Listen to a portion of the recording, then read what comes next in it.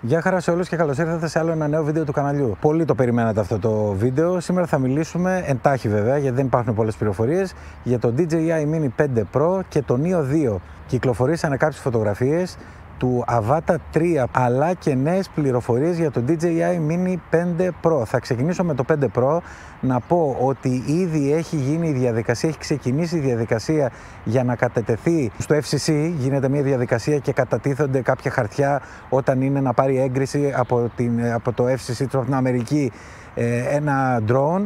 Οπότε έχουν κατατεθεί αυτά τα χαρτιά, έχει εμφανιστεί η ετικέτα του Mini 5 Pro.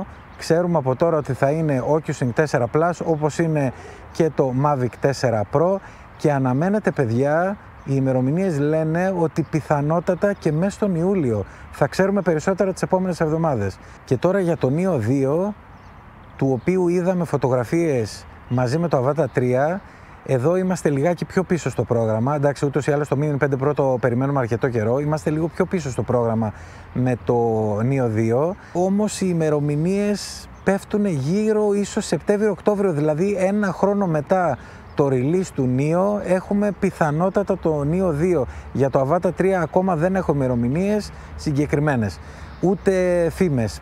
Πιθανότατα πάλι μέσα σε αυτό το διάστημα, όμως είναι σίγουρο ότι δεν θα συμπέσουν όλα αυτά μαζί, γιατί προφανώς η DJI δεν θέλει να βγουν 5 μοντέλα εντός εισαγωγικών μαζί και ο κόσμος να μην μπορεί να αγοράσει ή να αγοράσει μόνο ένα. Προφανώς η εταιρεία θέλει ο κόσμος να τα αγοράσει όλα, οπότε θα τα βγάλει σε ξεχωριστά διαστήματα, έτσι ώστε να πουλήσει όσα περισσότερα γίνεται.